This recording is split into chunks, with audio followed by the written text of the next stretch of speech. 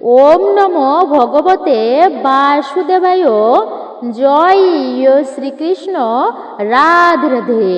নমস্কার, আমি দীপা।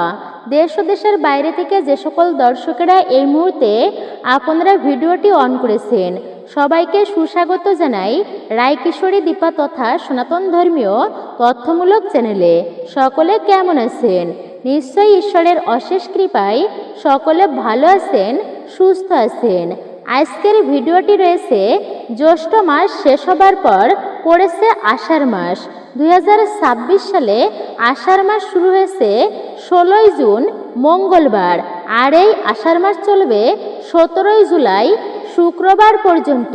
এটি হচ্ছে স্বয়ং ভগবান শ্রীবিষ্ণুকে উৎসর্গ করা। আষাঢ় মাসের অনেক উপবাস ও উৎসব রয়েছে। হিন্দু ক্যালেন্ডার অনুসারে এই আষাঢ় মাসে যেহেতু তৃতীয় মাস বলা হয়েছে এটিকে, এই মাসটি অত্যন্তই শুভ মাস বলেই পরিচিত। যদিও আষাঢ় মাসকে অশুভ বলে অনেকেই মনে করেন, কিন্তু এই আষাঢ় মাসটি অত্যন্তই শুভ, অশুভ নয়, এটি ভুল ধারণা। এই মাসে অনেক উৎসব রয়েছে, ধর্মীয় উৎসব। ভারতের সবচেয়ে বড় উৎসব হচ্ছে জগন্নাথ যাত্রা। এই আষাঢ় মাসেই কিন্তু রয়েছে জগন্নাথ যাত্রা শুরু হয়েছে। শ্রী বিষ্ণুর পূজা বিশেষভাবে পালিত হয়। উপবাস, ব্রত কথা শোনা এবং স্নান, গঙ্গা স্নান করা অত্যন্তই পবিত্র বলে এই আষাঢ় মাসে গণ্য করা হয়েছে। ভক্তরা বিশ্বাস করে এই আষাঢ় মাসে স্নান করলে তা অত্যন্তই পবিত্র ও পাপ ক্ষয় ও পুণ্যের সঞ্চয় হয় বলা হয়েছে।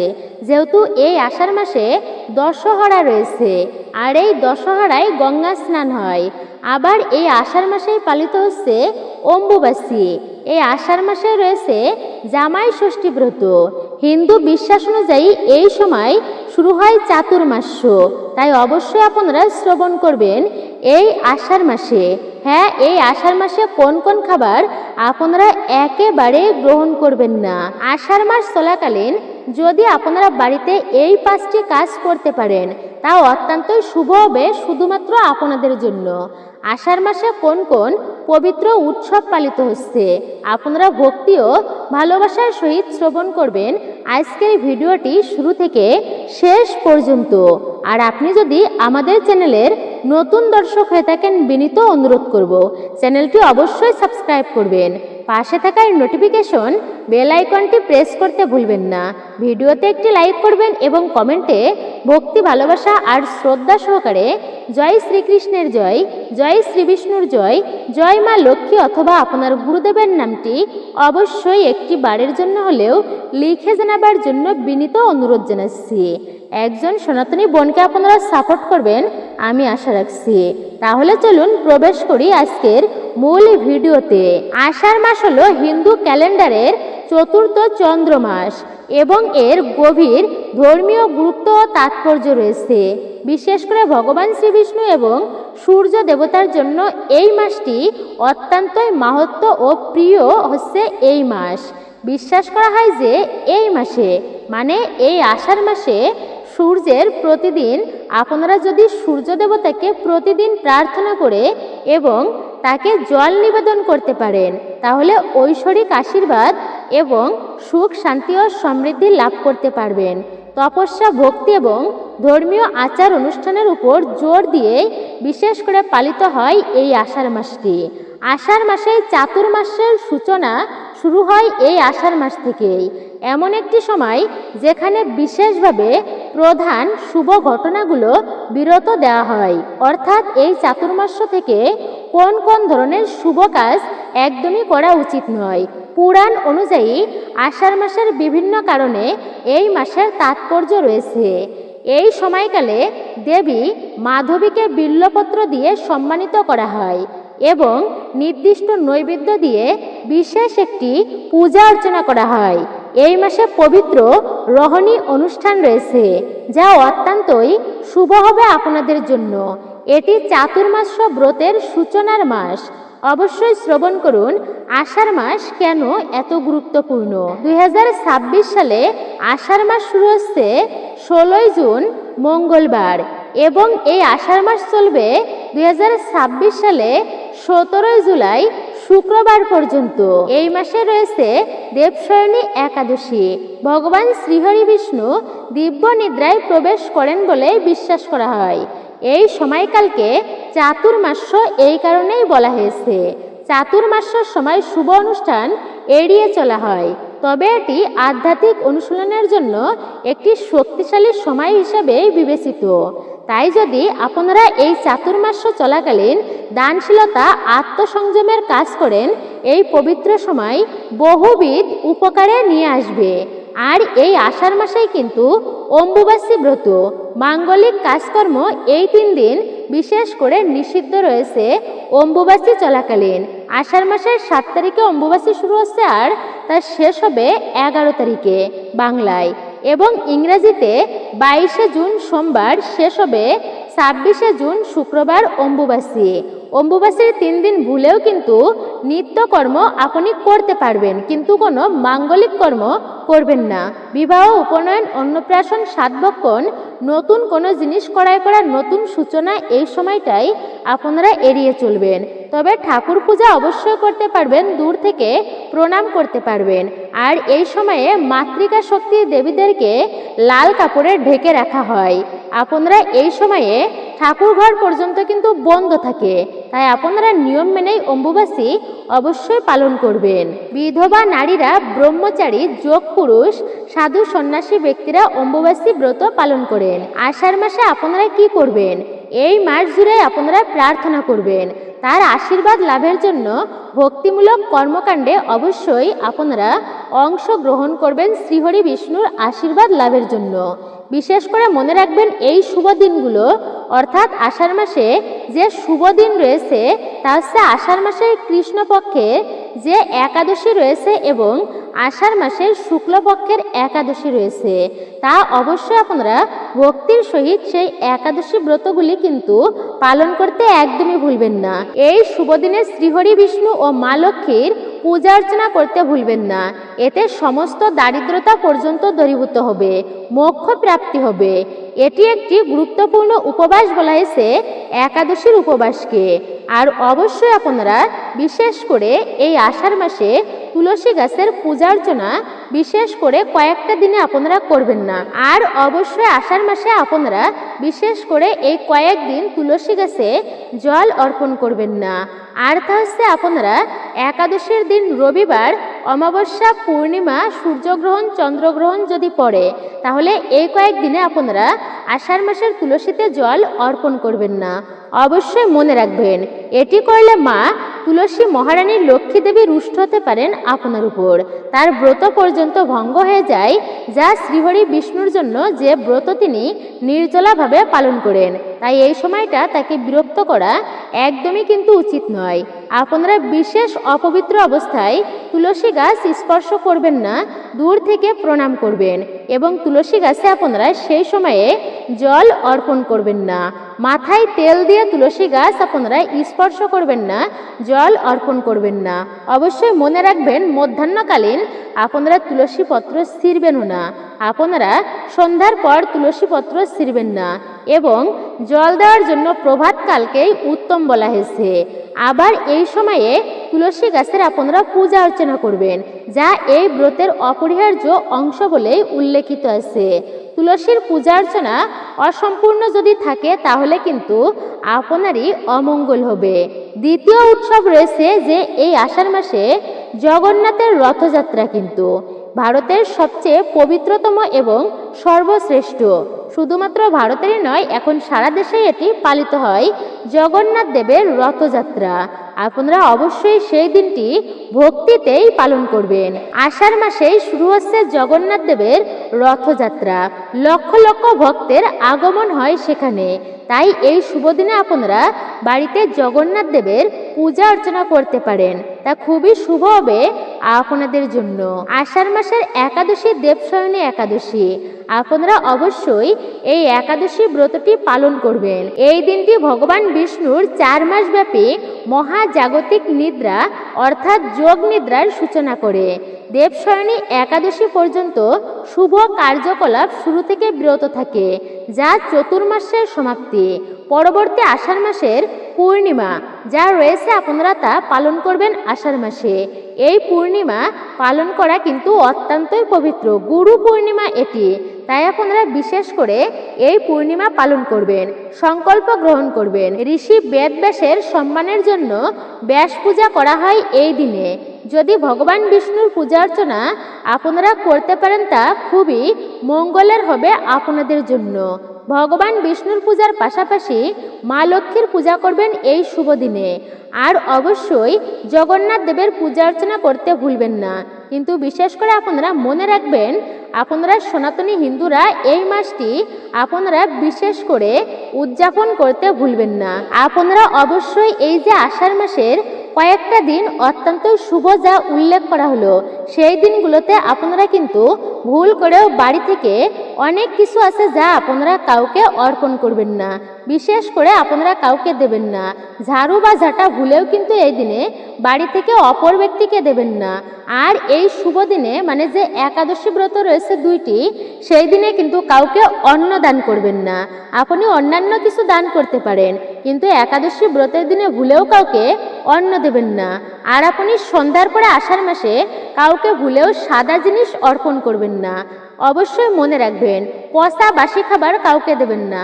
কালো বস্ত্র কিন্তু কখনোই কাউকে দান করবেন না। সরিষার তেল আপনারা এই আষাঢ় মাস চলাকালীন কাউকে আপনার বাড়ি থেকে দান করবেন না। শুভ দিনগুলোতে যদি ভগবান শ্রীহরি বিষ্ণুর পূজা অর্চনা করতে পারেন ভগবান শ্রীহরি বিষ্ণুর জন্য, তাহলে কিন্তু আপনার জন্য সেই দিনটি খুবই শুভ হবে, ভক্তের জন্য মঙ্গলময় হবে সেই দিনটি। আষাঢ় মাসে ভগবান বিষ্ণুর পূজা এইভাবে আপনারা অবশ্যই করবেন। তুলসী পত্র অর্পণ করতে ভগবানের শ্রীহরি বিষ্ণুর চরণে একদমই ভুলবেন না।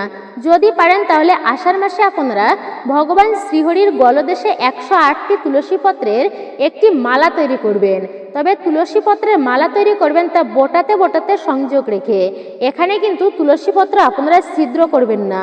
আপনারা অবশ্যই বোটায় বোটায় জোড়া লাগিয়ে মানে সুতো দিয়ে বেঁধে তা একটি মালা তৈরি করে ভগবানকে অর্পণ করতে পারবেন।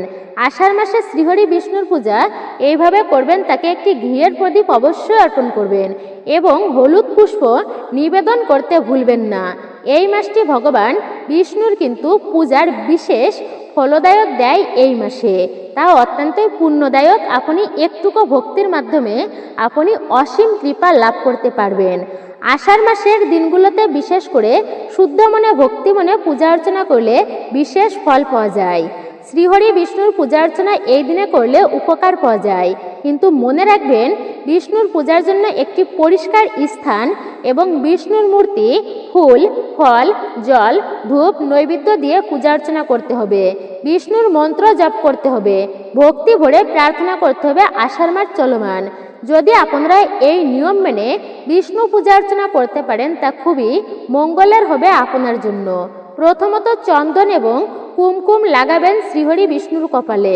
অবশ্যই সেই তিলকটি আপনারা পরিধানও করতে পারেন নিজের কপালে। শ্রীহরি বিষ্ণুকে শুভ দিনে আপনারা হলুদ ফুল, হলুদ ফল, হলুদ মিষ্টান্ন দিয়ে আপনারা পূজা অর্চনা করবেন। নৈবেদ্য আপনারা অবশ্যই অর্পণ করবেন। আর নৈবেদ্যে তুলসী পত্র দিতে একদমই ভুলবেন না, নইলে পূজার কোনো পূর্ণ ফল আপনারা প্রাপ্ত করতে পারবেন না। ধূপ ও প্রদীপ জ্বালিয়ে অবশ্যই আরতি করতে হবে। তারই সাথে মা লক্ষ্মীর পূজা অর্চনা করবেন এবং এই মন্ত্রটি জপ করতে পারেন আপনারা। ওম নমো নারায়ণায়, ওম নমো নারায়ণায়, ওম নমো বাসুদেবায় নমঃ নমঃ, বা ওম নমো ভগবতে বাসুদেবায়, ওম নমো ভগবতে বাসুদেবায়, ওম নমো ভগবতে বাসুদেবায়। ভগবান শ্রীহরি বিষ্ণুর প্রার্থনা অবশ্যই এভাবে করবেন এবং পূজার শেষে প্রসাদ বিতরণ করবেন আপনার পরিবারের সকল সদস্যদের মধ্যে। আষাঢ় মাসে ভগবান বিষ্ণুকে খুশি করার জন্য আপনি প্রতি বৃহস্পতিবার, মা লক্ষ্মীকে খুশি করার জন্য প্রতি বৃহস্পতিবার আপনার জন্য খুবই শুভ হবে। এই দিনে পূজা অর্চনা করতে একদমই ভুলবেন না। বৃহস্পতিবার অবশ্যই আপনারা মান্য করবেন আষাঢ় মাসের প্রতি বৃহস্পতিবার। কিন্তু মনে রাখবেন, যদি প্রতিদিন আপনারা এই আষাঢ় মাস চলাকালীন শ্রীহরি বিষ্ণুর মন্ত্র জপ করতে পারেন। ব্রহ্মা মুহূর্তে অর্থাৎ ভোর 4টে থেকে 6টা পর্যন্ত এই শুভ মুহূর্তে যদি উঠে আপনারা মন্ত্র জপ করতে পারেন, সহস্র নাম যদি পাঠ করতে পারেন, আপনাদের জন্য খুবই মঙ্গলের হবে সেটি। আষাঢ় মাস চলমান আপনারা কোন কোন কাজ করবেন না, কোন কোন খাবার আপনারা ভুলেও খাবেন না, কোন কোন সবজি মুখে তোলা উচিত নয়। সনাতন ধর্ম অনুসারে শ্রাবণ মাস মহাদেবের প্রিয় মাস, আষাঢ় মাস তেমন শ্রীহরি বিষ্ণুর প্রিয় মাস। আর এই আষাঢ় মাসে মনোবাসনা পূর্ণ করার জন্য অনেক ভক্তেরা আষাঢ় মাসের বিশেষ শুভ দিনগুলো মান্যতার সহিতই তারা মেনে চলেন। আপনারা বিশেষ করে শ্রবণ করবেন এই আষাঢ় মাসে ভাগ্য নিজের পাশে পেতে অর্থাৎ সৌভাগ্য লাভ করতে কোন কোন কাজ আপনারা করবেন আর কোন কোন কাজ করবেন না, ভুলেও মুখে তুলবেন না কোন খাবার বা কোন সবজি। প্রথমত মনে রাখবেন, আষাঢ় মাসে যেহেতু একাদশী ব্রত রয়েছে আর এই সময় 4 মাসের জন্য যোগনিদ্রায় যান স্বয়ং বিষ্ণু। স্বয়ং বিষ্ণু নিদ্রা অর্থাৎ বিভূতি থাকা অবস্থায় চতুর্মাসে কোনো রকম শুভ কাজ করা উচিত নয়। বিশেষ করে বিবাহ, উপনয়ন, গৃহপ্রবেশ, নতুন কোনো জিনিস ক্রয় করা, অন্নপ্রাশন এই সমস্ত কাজ আপনারা অশুভ বলেই বিবেচিত হয় এই সময়ে যদি করেন। এর ফলে জীবনে নানান রকমের সমস্যা দেখা দিতে পারে। তাই আপনারা মনে রাখবেন এই আষাঢ় মাসে একাদশীর দিন আপনারা বিশেষ করে কোনো অশুভমূলক কাজকর্ম করবেন না, অধর্মীয়মূলক কাজকর্ম করবেন না। আপনারা এই শুভ দিনগুলোতে এই আষাঢ় মাস চলাকালীন বিবাহ বিশেষ করে এইগুলি করবেন না। উপনয়ন, বিবাহ, অন্নপ্রাশন, গৃহপ্রবেশ এই সমস্ত করা যাবে না। বিশেষ করে বিয়ের মতো দাম্পত্য কাজ আপনারা করবেন না, নইলে সেটি অশুভ হতে পারে আপনার জন্য। দ্বিতীয়ত, আষাঢ় মাসে বেশি বেলা পর্যন্ত আপনারা ঘুমাবেন না। মনে রাখবেন আষাঢ় মাসে বেলা পর্যন্ত একবারে ঘুমানো উচিত নয়। এর ফলে লক্ষ্মী দেবী রুষ্ট হবে আপনার প্রতি এবং আর্থিক ক্ষতির সম্মুখীন হতে পারেন আপনি। আষাঢ় মাসে শ্রীহরি বিষ্ণু নিদ্রায় গেলে আসুরিক শক্তির উদয় হয়। এর প্রভাবে আমাদের চিন্তা ভাবনা ও কাজের উপর তার প্রভাব পড়ে। সেই কারণে আষাঢ় মাসে নিজের কথার উপর নিয়ন্ত্রণ রাখুন। কাউকে কোনো খারাপ কথা বলবেন না, বড়দের অসম্মান করবেন না, মহিলাদের অপমান করা যাবে না। পূজা অর্চনার সময় মন দেওয়া অতি উত্তম। মনোযোগ সহকারে পূজা অর্চনা করবেন, তাহলে কোনো অশুভ শক্তি প্রবেশ করতে পারবে না, অশুভ শক্তি দূরীভূত হবে। আপনারা শ্রবণ করবেন আষাঢ় মাসে কোন কোন খাবার খাওয়া উচিত নয় এবং কি কি খাবার আপনারা খাবেন। এই আষাঢ় মাসে বিশেষ করে মনে রাখবেন আপনারা আপনাদের জন্য খুবই শুভ হবে এই দিনগুলো। কোনো রকম পোড়া খাবার আপনারা একদমই খাবেন না এই মাস চলাকালীন। বিশেষ করে আষাঢ় মাসে অমাবস্যাতে আপনারা পোড়া খাবার একদমই খাবেন না। আপনারা মনে রাখবেন একাদশীর দিনে ভুলেও কিন্তু পোড়া খাবার আপনারা গ্রহণ করবেন না। এই আষাঢ় মাসে 2টি একাদশী ব্রত রয়েছে, যোগিনী এবং দেবশয়নী একাদশী ব্রত। তাই অবশ্যই আপনারা এই আষাঢ় মাসটি ভক্তির সহিত পালন করবেন। পঞ্চ রবিশস্য খাদ্য গ্রহণ করবেন না আষাঢ় মাসের শুভ দিনগুলো, যেমন একাদশী ব্রত। একাদশী ব্রতে পঞ্চ রবিশস্য ভুলেও কিন্তু গ্রহণ করা উচিত নয়, এড়িয়েই চলবেন। আষাঢ় মাসে সবুজ পাতাওয়ালা শাকসবজি এড়িয়ে চলাই ভালো। অবশ্যই মনে রাখবেন সবুজ শাকসবজি এই আষাঢ় মাসে গ্রহণ করা কিন্তু উচিত নয়। বিশেষ করে বেগুন, লেটুস পাতা, পেঁয়াজ, রসুন এই সময় আপনারা খাবেন না। আপনারা এই শুভ মাসে আঁশযুক্ত খাবার গ্রহণ করবেন না। মনে রাখবেন যে দিনগুলোতে আপনারা পূজা অর্চনা করবেন ভগবান বিষ্ণুর কাছে অবশ্যই এই শুভ দিনে আপনারা আমিষ কোনো খাবার অর্পণ করবেন না বা আপনারা আমিষ এড়িয়ে চলবেন। স্বয়ং শুভ দিনে কিন্তু এড়িয়ে চলবেন। প্রতিদিন যদি আপনাদের সম্ভব না হয়, সম্পূর্ণরূপে মাছ মাংস এড়িয়ে চলার পরামর্শ দেওয়া হয়েছে। আষাঢ় মাসে আপনারা এই যে লাউ খাবেন না, এটি অবশ্যই মনে রাখবেন। চাল কুমড়া খাবেন না এই মাসে, এটি খাওয়া উচিত নয়, এতে অশুভ গ্রহের দোষ লাগে। অবশ্যই আপনারা ওল এড়িয়ে চলবেন এই আষাঢ় মাসে, ওলও খাবেন না এই সময়ে। আষাঢ় মাসে এইসব খাবার খেলে শরীর ও মনের ক্ষতি হতে পারে। তা আপনারা অবশ্যই বেগুন এড়িয়ে চলবেন, তেতো জাতীয় খাবার আষাঢ় মাসে এড়িয়ে চলবেন। হিন্দু ধর্মে মুন্ডনের রীতি কিন্তু খুবই একটা গুরুত্বপূর্ণ। আষাঢ় মাসে এমন অশুভ কাজ আপনারা করবেন না, এটি কিন্তু অন্যান্য মাসে শুভ, কিন্তু আষাঢ় মাসে এটি শুভ কাজ হলেও অশুভ ফল পাওয়া যায় বলেই উল্লেখিত। তাই আপনারা এই মাসে শিশুদের চুল কাটা, চুল দাড়ি, নখ কাটা একদমই এড়িয়ে চলবেন। যেমন একাদশী রয়েছে, আপনারা এই দিনগুলো এড়িয়ে চলবেন। অমাবস্যা, একাদশী, পূর্ণিমা, রথযাত্রা, অম্বুবাসী, জামাই ষষ্ঠী ব্রত আছে, এই সমস্ত আপনারা এড়িয়ে চলবেন এই দিনগুলো। আরও অনেক শুভ তিথি রয়েছে কিন্তু এই আষাঢ় মাসে, তাই সেই সমস্ত দিনে চুলদাড়ি, নখ একদমই আপনারা কেউই কাটবেন না। এবং বলা হয়েছে এই আষাঢ় মাসে বিশেষ করে শুভ দিনে আপনারা নিদ্রা যাবেন না, আপনারা ঘুমিয়েই পার করবেন না শুভ দিন, তাহলে আপনার জন্য তা খুবই কিন্তু আপনার জন্য খুবই দুর্বল হতে পারে আপনার জীবনের শুভ শক্তিগুলো। দেবশয়নী একাদশীর পরবর্তীতে শুভ কাজ করা আপনার জন্য অশুভ হতে পারে। আপনারা কোনো অধার্মিকমূলক কাজও করবেন না বিশেষ করে এই মাসে। আপনারা সতর্ক আর সাবধানের সহিত চলবেন এই মাসটি। অমাবস্যা বা পূর্ণিমা তিথিতে নদী বা পুকুরে সকাল সকাল গিয়ে আপনারা স্নান করে সূর্যদেবকে বিশেষ করে অর্ঘ্য নিবেদন করতে পারেন, তা কিন্তু আপনাদের জন্য শুভ মঙ্গলের হবে। এতে পিতৃপুরুষেরাও খুশি হবে আপনাদের উপর। স্নান সেরে দক্ষিণ দিকে মুখ করে পূর্বপুরুষদের উদ্দেশ্যে জলে কালো তিল অবশ্যই নিবেদন করতে পারেন। তারপরে আপনার কুলদেবতাকে স্মরণ করতে পারেন।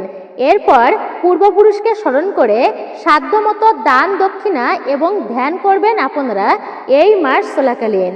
এবং পিতৃদোষ থেকে মুক্ত হতে হবে বিশেষ করে এই মাসে। জীবনে অবশ্যই সাফল্য অর্জন করতে পারবেন শ্রীহরি বিষ্ণুর কৃপায়, পিতৃপুরুষদের আশীর্বাদে। আষাঢ় মাসে অম্বুবাসী পালিত হয়েছে।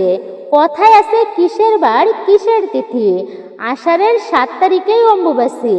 এই প্রবাদ দিয়ে বোঝানো হয়েছে এই দিনে পৃথিবী বা ধরিত্রী মাতা বসুমাতা রজস্বলা হয় বলেই বিশ্বাস করা হয়।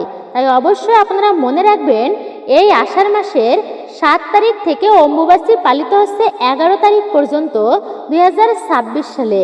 আপনারা অবশ্যই আষাঢ় মাসে অম্বুবাসী অর্থাৎ 7 তারিখে জমি খনন বা গাছ লাগানো একদমই উচিত নয়।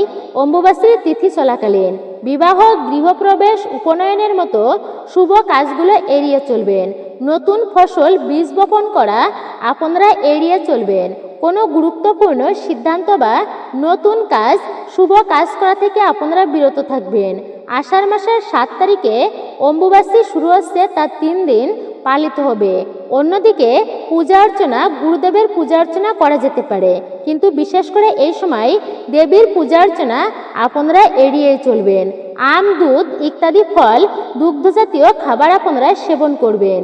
আপনারা মনে রাখবেন অম্বুবাসীর শেষ দিন সাধারণত দেবীর পূজা অর্চনা করা হয়।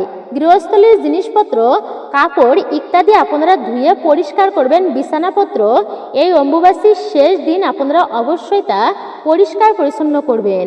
আষাঢ় মাসে বিশেষ করে এই শুভ দিনগুলোতে আপনারা অর্থদান, শস্যদান আপনারা করতে পারেন। এটির রীতি রয়েছে, মানুষ মোক্ষ লাভ অর্জন করতে পারে এর ফলে। আষাঢ় মাসে অবশ্যই তীর্থযাত্রা, তীর্থ ভ্রমণ অত্যন্তই শুভ। এরকম করলেই পূর্বপুরুষ প্রসন্ন হন এবং মানুষের কল্যাণ হয়। আষাঢ় মাসে পূর্ণিমা রয়েছে, যেটি অত্যন্তই গুরুত্বপূর্ণ। এই দিনে অবশ্যই গুরুদেব আশীর্বাদ প্রদান করে ব্যক্তির সফলতার পথ অর্জন করতে পারবেন গুরুর কৃপা হলে। এতে আপনি ধনসম্পদ লাভ করতে পারবেন। দুঃখ দারিদ্রতা পর্যন্ত দূরীভূত হবে। দুঃখ দারিদ্রতা পর্যন্ত দূরীভূত হবে। পূর্ণিমায় যতটা সম্ভব তুলসী, হলুদ বিশেষ করে হলুদ চন্দনের মালা, হলুদ পুষ্প আপনারা অবশ্যই অর্পণ করবেন, কিন্তু ভুলেও পূর্ণিমায় তুলসী পত্র আপনারা তুলবেন না। অবশ্যই এটি মনে রাখবেন। আপনারা এই দিনে শ্রীহরি বিষ্ণু স্মরণ করতে পারেন। ওম নমো ভগবতে বাসুদেবায় এই মন্ত্রটি আপনি অবশ্যই জপ করবেন এবং হরে কৃষ্ণ মহামন্ত্র 108 বার জপ করতে পারেন। পূর্ণিমায় ভগবান শ্রীহরি বিষ্ণুর আশীর্বাদ পেতে হলুদ চন্দন মালা অর্থাৎ জপমালা নিয়ে অবশ্যই ওম নমো ভগবতে বাসুদেবায়, ওম নমো নারায়ণায় নমঃ এটিও জপ করতে পারেন। আষাঢ়ে পূর্ণিমায় সম্পদের দেবী লক্ষ্মী দেবীর আশীর্বাদ পেতে ওম শ্রী মহালক্ষ্মী নমঃ, ওম শ্রী মহালক্ষ্মী নমঃ, ওম শ্রী মহালক্ষ্মী নমঃ ভক্তি ও ভালোবাসার সহিত এটি জপ করলে আপনারা খুব সহজেই মা লক্ষ্মী ও দেবগুরু বৃহস্পতির মঙ্গল আশীর্বাদ বর্ষিত হবে আপনাদের উপর। শ্রী লক্ষ্মীনারায়ণের আশীর্বাদ পেতে পূজায় শ্রীফল তুলসী পাতা অর্পণ করতে আপনারা ভুলবেন না। সম্পদের দেবী লক্ষ্মীর আশীর্বাদ পেতে এই শুভতিথিতে আপনারা অবশ্যই গরিব ব্যক্তিদেরকে আপনারা বিশেষ করে ব্রাহ্মণ বৈষ্ণব বা গরিব ব্যক্তিদের খাবার খাওয়াতে ভুলবেন না। যদি পারেন আপনার সাধ্য অনুযায়ী বস্ত্র দান করতে পারেন, দান দক্ষিণা করতে পারেন। সেই সঙ্গে আষাঢ়ের পূর্ণিমার দিন অভাবী মানুষকে খাদ্য বস্ত্র এগুলি দান করুন। বস্ত্র উপহার দক্ষিণা দিয়ে গুরুর মতো ব্যক্তিকে সম্মান করবেন এই আষাঢ় মাসের পূর্ণিমায়। আর কখনোই কাউকে আঘাত করে কথা বলা উচিত নয়। আপনারা শ্রবণ করবেন এই আষাঢ় মাসে কোন কোন খাবার এবং কোন কোন সবজি একদমই ভুলেও মুখে তোলা উচিত নয়, আপনারা তা জানতে পারলেন। আর আপনারা এই আষাঢ় মাসে কোন কোন শুভ দিন রয়েছে সেটিও আপনারা জানতে পারলেন, আপনাদের সাথে আলোচনা করা হলো। মূলত এটাই ছিল রায়কিশোরী দীপা তথা সনাতন ধর্মীয় তথ্যমূলক চ্যানেলের আজকের ভিডিওটি আপনার কাছে কেমন লেগেছে মূল্যবান মতামত জানাতে একদমই ভুলবেন না। আর আপনি যদি আমাদের চ্যানেলের নতুন দর্শক হয়ে থাকেন, বিনীত করে অনুরোধ জানাচ্ছি করজোড়ে অবশ্যই চ্যানেলটি সাবস্ক্রাইব করবেন, পাশে থাকা নোটিফিকেশন বেল আইকনটি অল করে রাখবেন। সকলে ভালো থাকুন, সুস্থ থাকুন, পরম করুণাময় ঈশ্বরের অশেষ কৃপায়। নতুন প্রাক্তন সকল দর্শককেই অসংখ্য ধন্যবাদ। আবারও আপনাদের সাথে কথা হবে গুরুত্বপূর্ণ বিষয় প্রসঙ্গ নিয়ে।